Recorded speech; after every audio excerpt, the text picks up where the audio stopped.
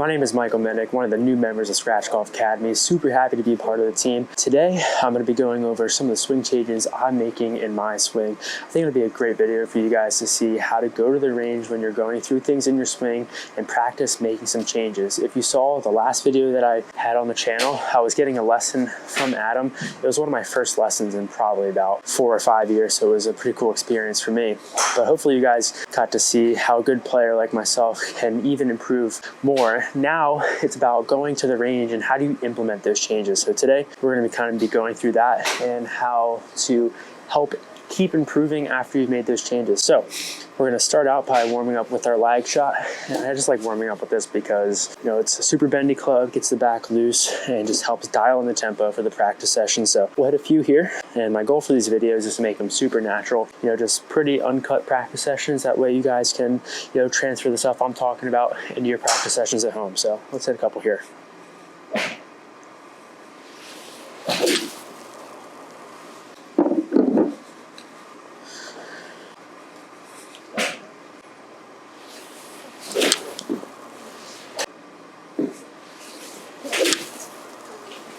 All right, what's my best strike? But let's talk about what we are changing in my swing. So a little bit about me. I've experience with social media. I have the accounts thatgolfgrind on Instagram, TikTok, YouTube. Make sure to go check me out.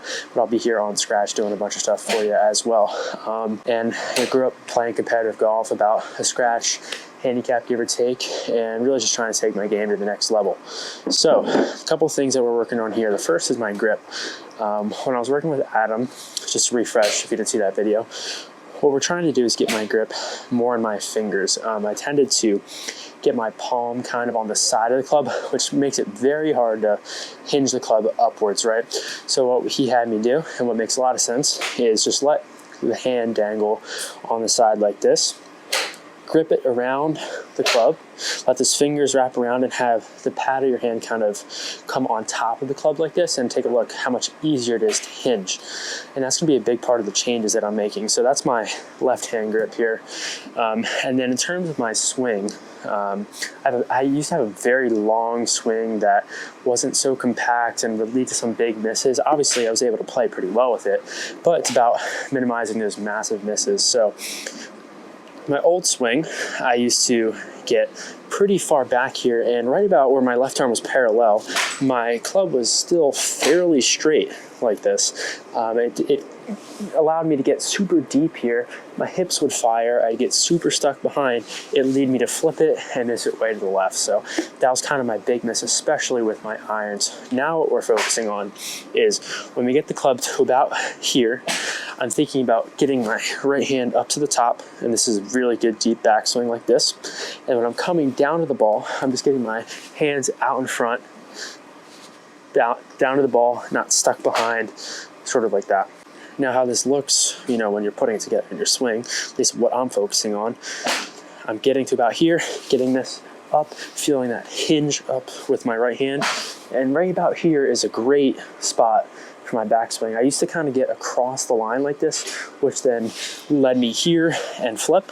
Whereas now what I'm trying to focus on is to get to right about here and just leave it there and then come back down, get my hands down to the ball out in front. That way I'm not stuck. So now that we have the changes in mind, how do you go about, you know, practicing and improving on the range? Because the changes are only so good as, you know, you go into your lesson and getting it. Now how do you go to the range and actually get better? So what I like to do when I'm on the range like this is just really try to over-exaggerate the movements that we're doing. And I won't even hit a ball to start, right? We warmed up, so we know we're loose. But what I'm doing is trying to over-exaggerate this motion at the top, as we get to the top of our swing. Because the more we over-exaggerate it, the more it's gonna bleed into our actual swing. And if you think you're doing something over-exaggerated, more likely than not, it's gonna go into your normal swing the way it's supposed to go. And you probably aren't doing it as much as you think, right? So we need to feel the motions and the positions to implement them into our swing. So I'm going to focus on getting myself to right here, quieting the lower body and getting those hands out in front. And I'm going to do this for, you know, a couple swings here. Just getting up and through. You got to be very deliberate when working through changes. It's things that your body is not used to, right? So we're breaking our old habits, trying to form new ones. So what is comfortable is not correct. What's uncomfortable most likely is correct. So you got to make that uncomfortable comfortable, right? So this isn't comfortable, but we're going to work with it. So let's get to here, get that club up, and get it out in front. Let's do one more here. Just trying to get it into a position where we think it looks good. Out in front. All right, so we have that, sort of dialed in, right? Obviously we didn't hit the ball yet. So let's start implementing that drill, starting small, piecing it together, eventually into a full swing. We're not quite there yet, but let's try to do that same drill hitting a ball. So I'm gonna get it here and get out in front. I'm not going full swing. I'm just trying to, piece it together. This may only go about 120 yards. I just got a 7-iron here, but let's see what we can do. Let's bring it up to here, down and through. And that's pretty good, right? For me, I'm trying to eliminate that overdraw. So anything that I see here that is shooting off straight and staying straight is a win, right? So we are working on that. Let's do that a few more times here. Really over-exaggerating this hinge, getting down and through. That looks really good, actually. And really, you just got to hammer this out until you semi-feel comfortable, right? And I'll talk about how we transition it into our full swing. But so a few more of these, get here. Wow, down and through.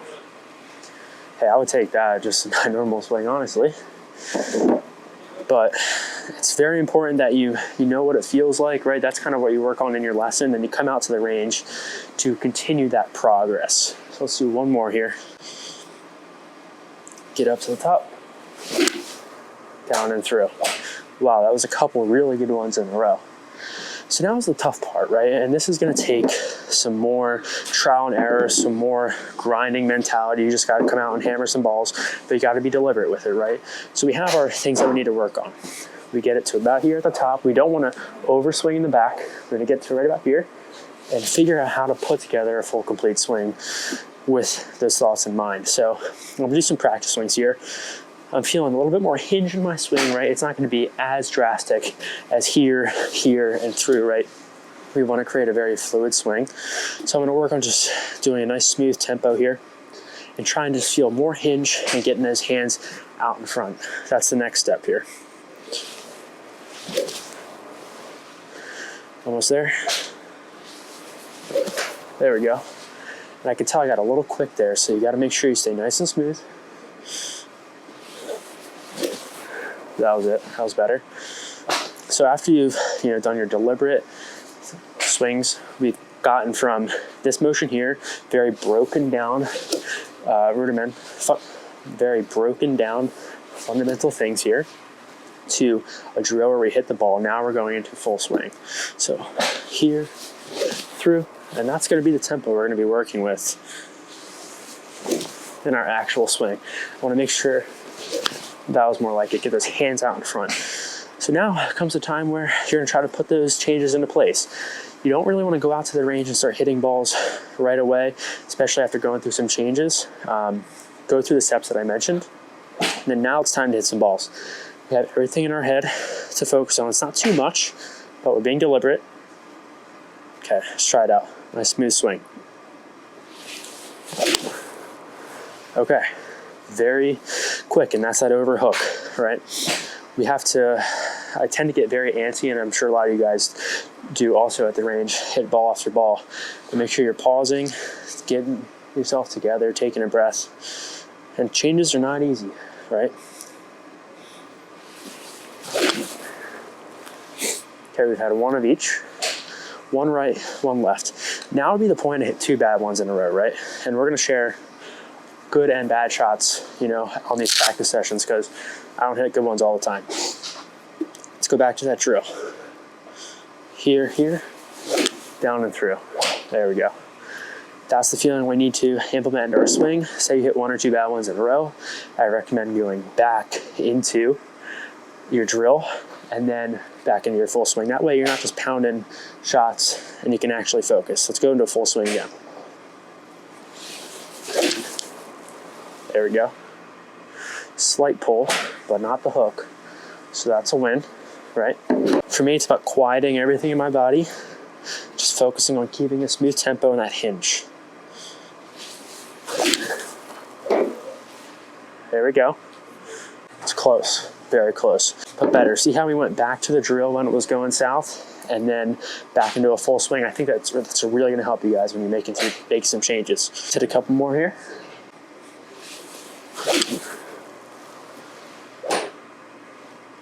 Not bad. I can do a better job at getting my hands out in front of the ball, out in front of my body. Get a little stuck here. Let's get it more out in front.